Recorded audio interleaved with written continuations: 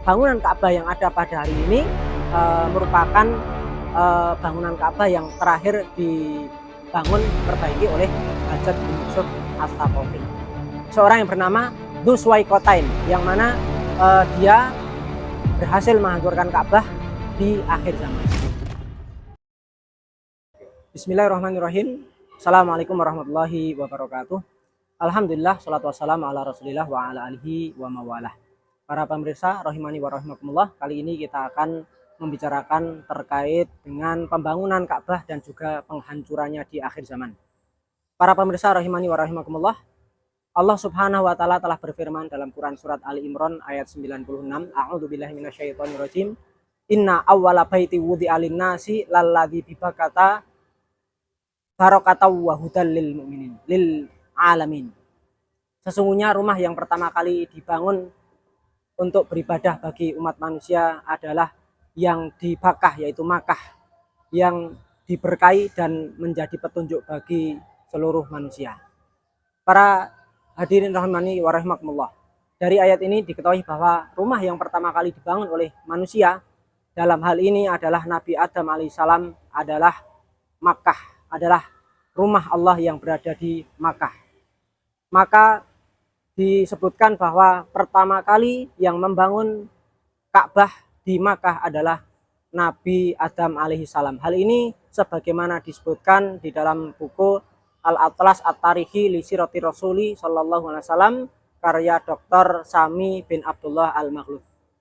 Kemudian renovasi Ka'bah disebutkan di dalam buku Fiqhus Sirah karangan Dr. Said Ramadan Al-Buti, bahwa tentang renovasi Ka'bah mengalami 4 kali tahapan. Yang pertama adalah pada masa Nabi Ibrahim alaihissalam, yang kedua adalah pada masa Nabi Muhammad sallallahu alaihi wasallam, yang ketiga adalah pada masa Abdullah bin Zubair, dan yang keempat adalah pada masa Hajjaj bin Yusuf As-Saqafi. Yang pertama pada masa Nabi Ibrahim alaihissalam, Allah Subhanahu wa taala telah berfirman dalam Quran surat Al-Baqarah 127, A'udzubillahi minasyaitonirrajim. Wa idh yarfa'u Ibrahimul qawa'ida minal baiti wa Ismailu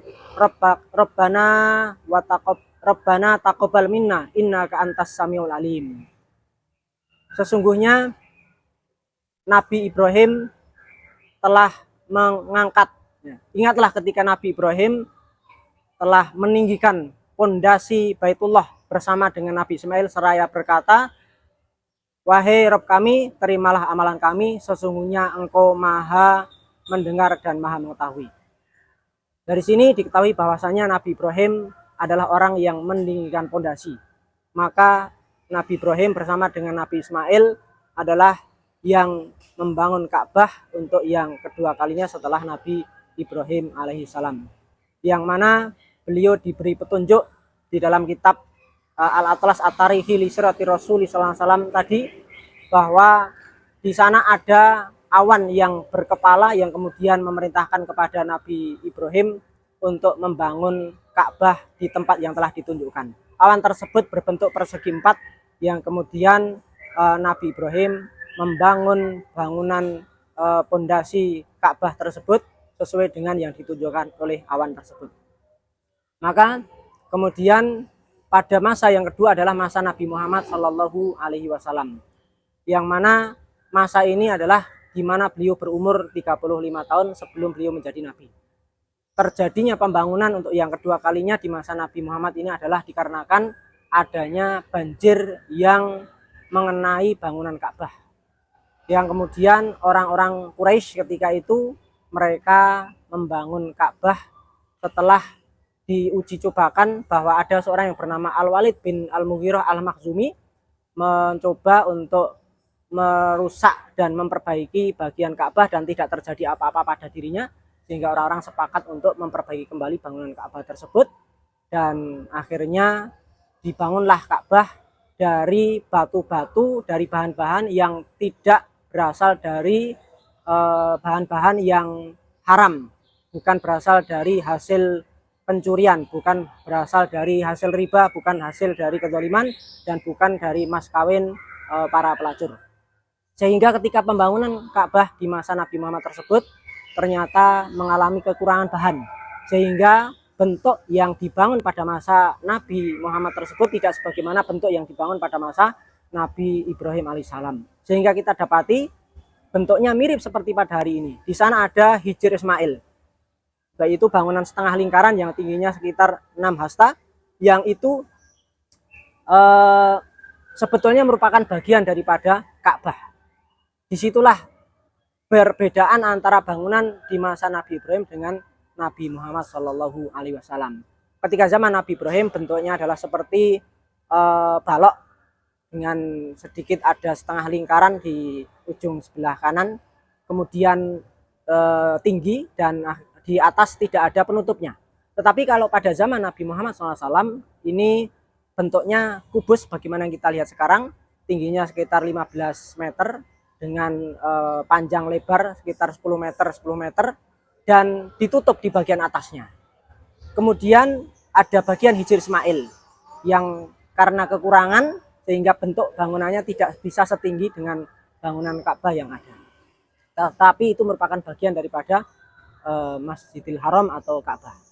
Kemudian yang ketiga, renovasi yang dilakukan oleh Abdullah bin Zubair. Ini dilakukan yaitu setelah adanya pelemparan batu terhadap Ka'bah yang dilakukan pada zaman Khalifah Yazid bin Muawiyah di masa dinasti Umayyah, yang kemudian di sana banyak terjadi kerusakan sehingga Abdullah bin Zubair di masa itu ketika itu menjadi penguasa Makkah, beliau merenovasi bangunan Ka'bah yang sedikit berbeda dengan pada zaman Nabi Muhammad SAW, yang mana ketika zaman Nabi Muhammad itu tinggi daripada pintu Ka'bah itu adalah sekitar 2 meter, tetapi pada zaman Abdullah bin Zubair pintu Ka'bah dibuat rata ya, dengan pelataran Ka'bah sebagaimana pada zaman Nabi Ibrahim alaihissalam. Kemudian renovasi yang keempat adalah yang dilakukan pada zaman Hajjaj bin Yusuf As-Saqafi, dan ini terjadi karena disebabkan oleh adanya pelemparan Ka'bah kembali yang kedua yang dia lakukan sendiri ya untuk memerangi Abdullah bin Zubair.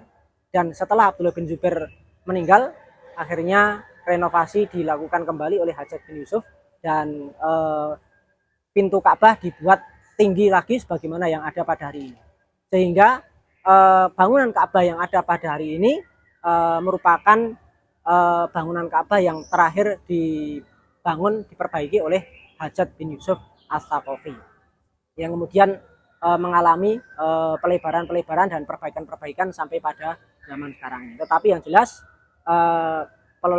pembuatan kembali, renovasi kembali bangunan Ka'bah itu dilakukan selama 4 kali, yaitu dari zaman Nabi Ibrahim, tentunya setelah Nabi Adam, kemudian pada zaman Nabi Muhammad, kemudian pada zaman Abdullah bin Zubair, dan pada zaman Hajjaj bin Yusuf As-Saqafi. Jadi dari sini bisa kita ketahui bahwa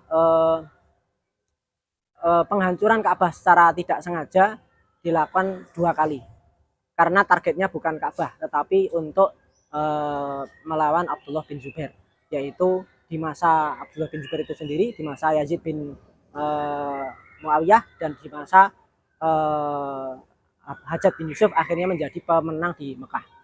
Adapun penghancuran Ka'bah, maka sebenarnya secara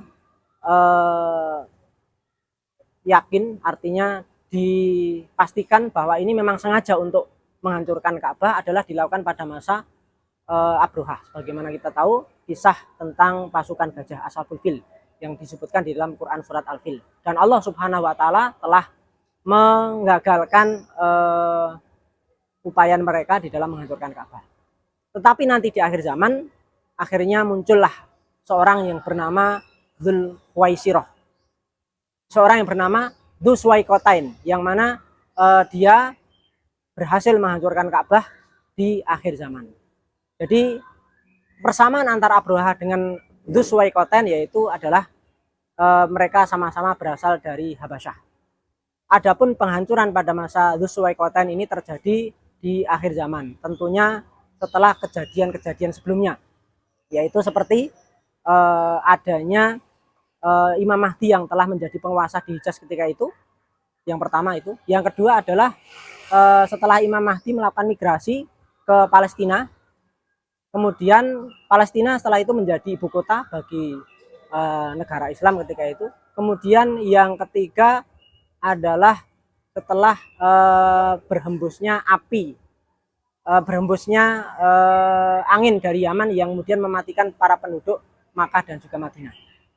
Yang kemudian tertinggallah hanya orang-orang kafir, ya, yang kemudian menjadi penguasa di wilayah itu.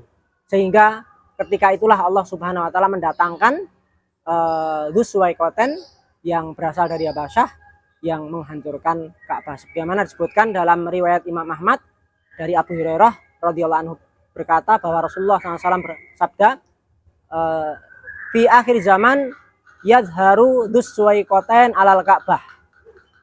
Di akhir zaman muncul Dzulqarnain yang menguasai Ka'bah. Qala, Abu Hurairah berkata, hasibtu annahu qala, saya mengira bahwa Rasulullah mengatakan yahdimuha, Dzulqarnain menghancurkannya. Kemudian di dalam riwayat Imam Ahmad dan Imam Bukhari disebutkan tentang Dzulqarnain bahwasanya Rasulullah SAW bersabda, ka'anni angduru ilaihi aswada afjaja yang kuduha hajaron, yakni al-Ka'bah. Saya melihat Dzulqarnain ini adalah orang yang warna kulitnya adalah hitam, kemudian kakinya bengkok. Kemudian dia menghancurkan Ka'bah sepotong, mengambil batu demi bebatuan, yaitu menghancurkan Ka'bah itu sendiri. Dan inilah yang terjadi di masa akhir zaman, yang mana ini muncul di mana kaum muslimin sudah meninggal karena sudah diambil nyawanya dengan hembusan angin dari Yaman. Inilah yang terjadi di akhir zaman, sehingga akhirnya Ka'bah tidak lagi menjadi tempat peribadahan bagi kaum muslimin. Inilah yang bisa kami sampaikan, mudah-mudahan bermanfaat. Jazakumullah khairan, wabillahi taufiq wal hidayah. Assalamualaikum warahmatullahi wabarakatuh.